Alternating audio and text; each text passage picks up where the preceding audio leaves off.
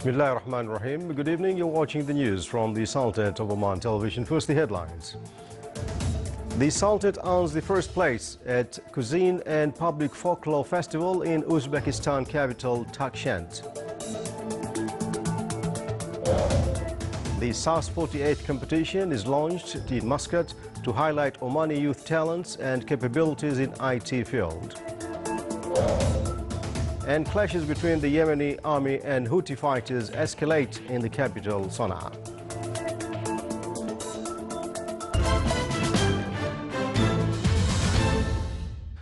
Those are the headlines, and now the news in detail. The Sultanate, represented by the Omani Embassy to the Republic of Uzbekistan, earned the first place at Cuisine and Public Folklore Festival, which was held at Uzbekistan's capital, Tashkent. Among 16 participants countries and a number of governmental, domestic and international organizations accredited to Uzbekistan, the Sultanate distinguished by providing many Omani cuisines, which won the admiration of the jury and audience. Omani Singing Arts Band contributed in this wedding by presenting various artistic events. Activities of SAS-48 competition is launched in Al-Mouj Golf Club in Sib. It was organized by Information Technology Authority, represented in SAS Center for Entrepreneurship. More than 100 designers, marketing experts, entrepreneurs, developers and project managers took part in the competition. It targeted university students, job seekers, employees and those interested in the fields of developing smartphones applications as well as the internet. The competition aimed to highlight Omani youth talents and capabilities in IT field, in addition to introduce creative ideas. In honor of the efforts exerted by Youth or Shabab Committee 2014 in Al-Tifaq Club and to enhance the participants and winners in various cultural and artistic competitions, the conclusion ceremony came to stress the importance of youth support to exert more efforts in their creativity. The conclusion ceremony included also winners honoring in different competitions. Accompanying the exhibition showcased highlighted products of the participants in various programs, namely paintings, scientific innovations and handicrafts. The youth of Shababi for 2014 in the Governorate of North Sharqiya included various activities, training courses, scientific and entertainment trips, youth gatherings and public legacy. The program targeted all youth society segments. The municipality services considered one of the important services that touch everyday needs of the citizen. It focused the efforts on beautifying cities and villages according to a comprehensive set of municipality events. Al-Mudaybi municipality, in cooperation with educational and youth institutions, continued to provide its social services through a set of awareness activities and work camps. The youth work camp implemented by the municipality included a wide hygiene campaign that covered aflaj cleaning in Al-Ainain, a village in the Wilayat of Al-Mudaybi. Male and female school students, sports teams members participated in this camp to instill voluntary and social work values in students and youths. While preparing to launch its second edition, a Roya Award for Youth Initiatives continues its introductory campaign in its 7th stop in the Wilayat of Al-Bremi.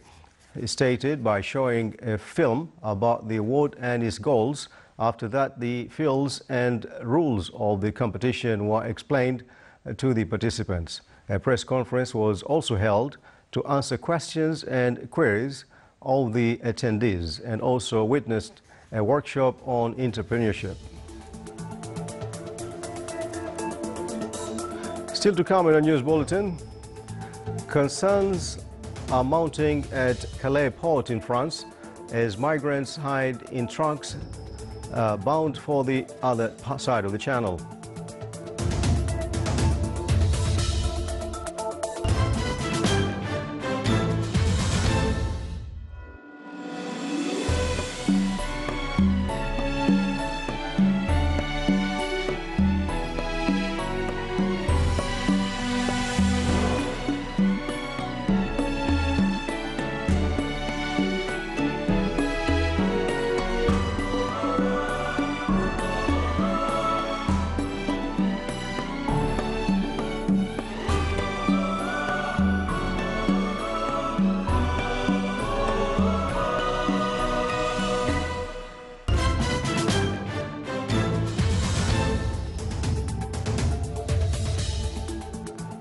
Welcome back to the news from the Sultanate of Oman television. On other international news, armed Houthi rebels shelled Yemen's state-run television building today as they advanced into Sana'a, sending hundreds fleeing their homes in a dramatic escalation of violence after weeks of fighting and protests. Local officials say the Houthi fighters pushed into Sana'a after clashing with the army on the outskirts of the capital yesterday. Residents say the rebels were advancing along the Thalathin Strait, a major route into the western edge of Sana'a. One military source said around 70 Houthi fighters were killed in fighting overnight. Houthi gunmen had taken over some army and security checkpoints on Sittin Street and the northwest Al-Shamblan district. Hundreds of residents were rushing to flee the neighboring neighborhood where the fighting was taking place and pushed towards the south. France said today that its jets had launched 16 strikes inside Iraq for the first time since the country promised to join military action against Daesh insurgents who have taken over parts of the country. President Francois Hollande's office said in a statement issued shortly after the raids, the jets launched a first strike against a logistic depot of the terrorists. They say the target in northeast Iraq was totally destroyed, adding that there would be a further operation in the coming days. In another development, Iraqi security forces had foiled an attempt to storm Al-Adala prison in Kazimiya area, northern Baghdad today. At the same time, a bomb exploded in Al-Jawad courtyard. 8 people were killed and 60 others wounded in that explosion. Still in Iraq, 28 people were killed and more than 50 others were injured in 2 attacks in Baghdad and Kirkuk. Iraqi police said a parked car exploded in Karada district, led to killing of 8 and injuring of many others. In Kirkuk, 20 people were killed as dozens of others injured in a motorbike blast that targeted weapon-selling shop in the city.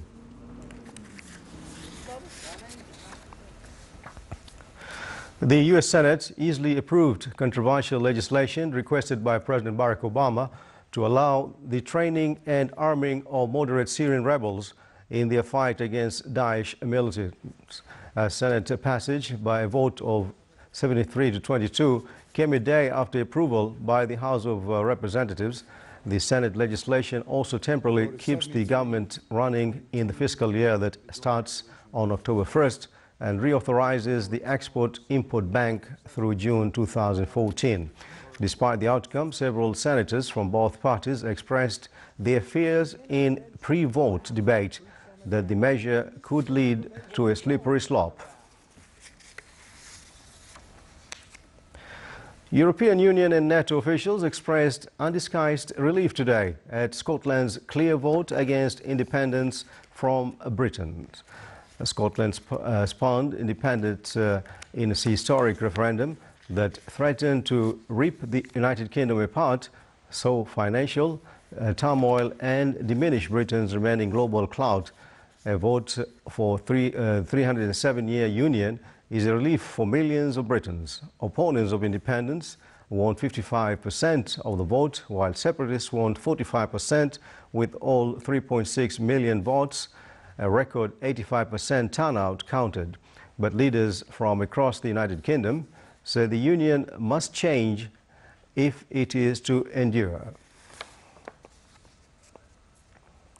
British Prime Minister David Cameron said the issue of Scottish independence had been settled for a generation today, but pledged a swift constitutional shake-up after what he called a clear vote by Scots to stay part of the United Kingdom. The people of Scotland have spoken, and it is a clear result. They have kept our country of 4 nations together. And like millions of other people, I am delighted. As I said during the campaign, it would have broken my heart to see our United Kingdom come to an end. So there can be no disputes, no reruns. We have heard the settled will of the Scottish people. Scotland voted for a stronger Scottish Parliament backed by the strength and security of the United Kingdom. And I want to congratulate the No campaign for that, for showing people that our nations really are better together. I also want to pay tribute to Yes Scotland for a well-fought campaign, and to say to all those who did vote for independence, we hear you. And I can announce today that Lord Smith of Kelvin, who so successfully led Glasgow's Commonwealth Games, has agreed to oversee the process to take forward these devolution commitments with powers over tax, spending and welfare, all agreed by November, and draft legislation published by January. Just as the people of Scotland will have more power over their affairs, so it follows that the people of England, Wales and Northern Ireland must have a bigger say over theirs. The rights of these voters need to be respected, preserved and enhanced. So just as Scotland will vote separately in the Scottish Parliament on their issues of tax, spending and welfare, so too England, as well as Wales and Northern Ireland, should be able to vote on these issues. And all this must take place in tandem with and at the same pace as the settlement for Scotland.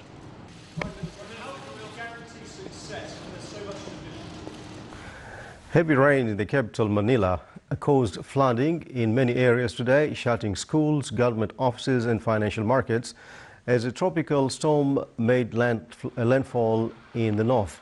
Weather forecaster said that tropical storm Fung Wong, with maximum winds of 85 kilometers per hour and gusts of up to 10 kilometers per hour, made landfall at about noon in the northern rice-producing region of Cagayan. Civil aviation authorities said 40 domestic flights were cancelled and 6 international flights from Singapore, Thailand and China to Manila were diverted to other Philippines airports. More than 27,000 people were evacuated in Marikina City in the eastern part of the capital, where a river burst its banks, said Del de Guzman, city mayor.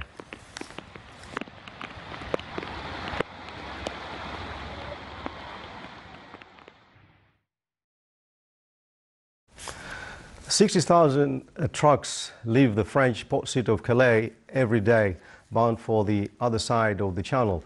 But now migrants from more desperate than ever pose a serious challenge. And here's a report. This is an increasingly common sight in Calais in northern France.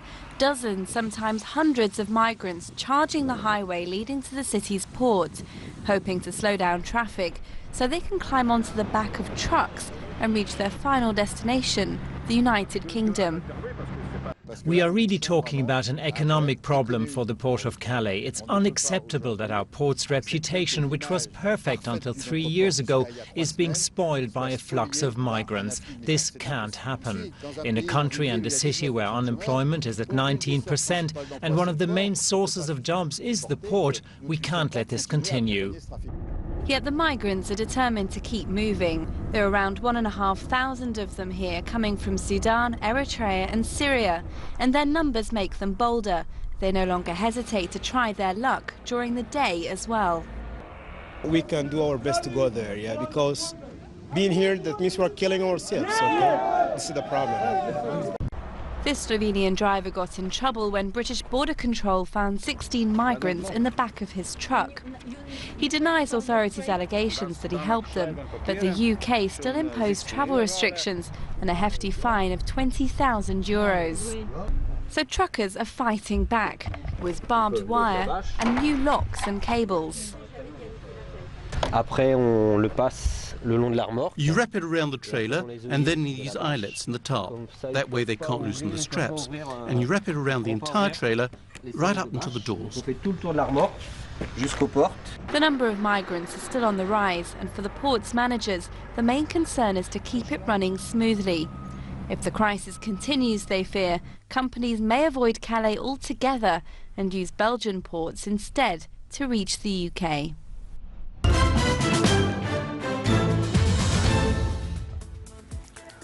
And now for the general weather forecast around the Sultanate. Partly cloudy skies will prevail over the coastal areas of the Governorate of Dhofar and nearby mountains, with chances of intermittent drizzle. The rest of the Sultanate will have clear to partly cloudy skies with chances of scattered rains over the Hajar mountains. Winds will be northwesterly to easterly light to moderate along the coastal areas of the Sea of Oman, while it will be southerly to southeasterly light to moderate over the rest of the Sultanate. And along the southwestern coast will be moderate to rough with a maximum wave height of 2.5 meters, and the rest of the coast will be slight to moderate with a maximum wave height of 1.5 meters.